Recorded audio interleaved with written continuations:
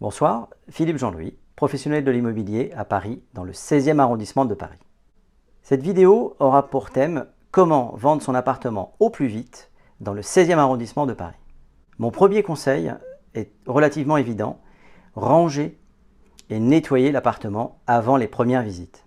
Pourquoi c'est important? Imaginez que vous veniez avec moi visiter un appartement dans le 16e arrondissement par exemple. On rentre dans l'appartement et la première des choses sur laquelle vous tombez, c'est une paire de chaussures mal rangées, un peu plus loin une paire de chaussettes, un peu plus loin un pantalon, un peu plus loin un manteau, cuisine avec la vaisselle plein l'évier, éventuellement des poubelles pas sorties, éventuellement les odeurs de la veille d'une soirée avec des cigarettes. La première des pensées, ça va pas être qu'est-ce que je me sens bien ici.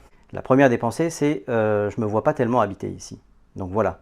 Ça semble un petit peu évident, mais je vous invite à aérer vos appartements, nettoyer, descendre les poubelles. Éventuellement, à l'américaine, les Américains poussent le vice jusqu'à mettre un gâteau dans le four, tout simplement pour qu'on se sente bien en arrivant. Donc, pourquoi pas? Allumer une bougie quelques heures avant ou une demi-heure avant que l'on arrive, c'est toujours une chose positive. Créer une ambiance qui fasse que l'on se sente comme chez soi.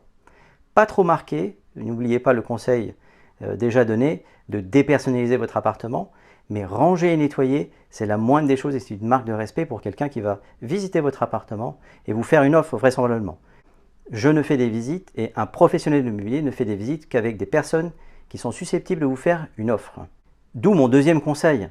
S'il visite, c'est que le prix a été correctement estimé. Si votre appartement est présenté trop cher et hors marché, il n'y aura pas de visite. Et la seule chose qui se passera, c'est que vous allez perdre du temps, vous décourager et à un moment donné, baisser votre prix jusqu'à atteindre le juste prix. Comment déterminer le juste prix? Eh bien écoutez, ça tombe bien. Moi, je vous propose de faire des estimations de votre appartement. Les avis de valeur, les estimations sont gratuits. Je viens chez vous, j'observe, je regarde, je vous prends les charges, je regarde les points forts, les points faibles.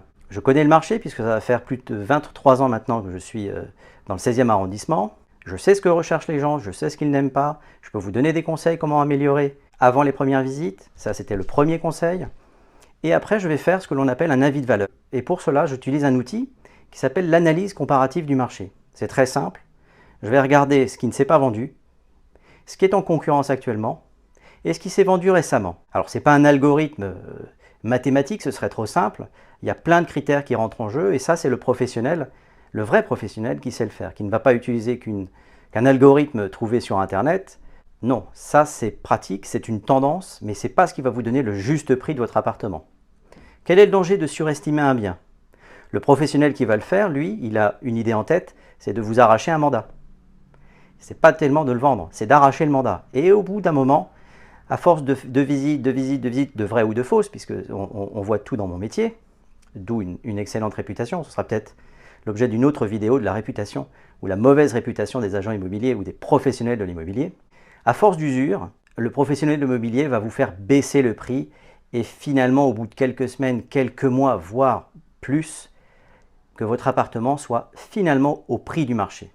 Et sachez que le prix du marché, le marché baisse plus vite qu'il ne monte.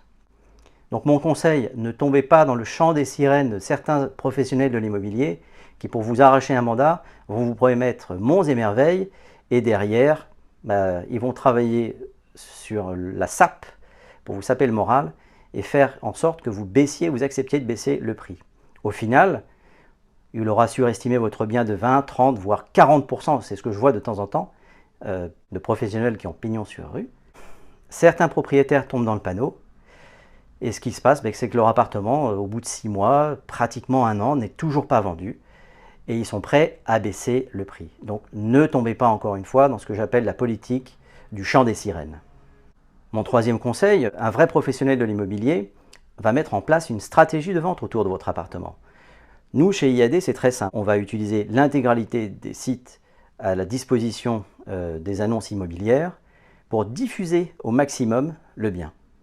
On n'a pas que ça, puisque chacun va avoir en son portefeuille des clients acquéreurs qui ont déjà été sélectionnés et triés. C'est-à-dire qu'on sait qu'ils ont les moyens d'acheter, on sait qu'ils veulent acheter.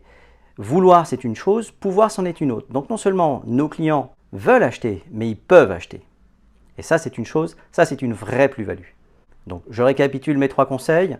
Rangez votre appartement, nettoyez-le. N'hésitez pas à faire quelques menus réparations type poignée de porte, petite retouche de peinture qui laisserait présager que ça a été mal entretenu. Ça, c'est une chose qui est importante, sans jamais masquer des défauts réels. Mon deuxième conseil, proposez votre appartement au juste prix, d'où l'importance d'un avis de valeur fait par un vrai professionnel.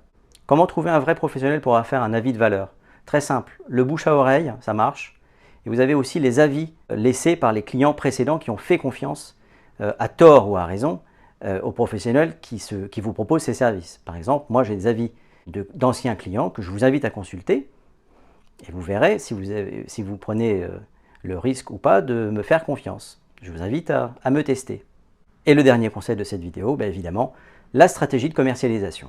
Voilà, j'espère que cette vidéo sera intéressante pour vous. N'hésitez pas à me poser des questions si vous le souhaitez, éventuellement pour d'autres thèmes de vidéos. Et je suis à votre disposition pour tous vos projets immobiliers, en particulier dans le 16e arrondissement de Paris. À bientôt!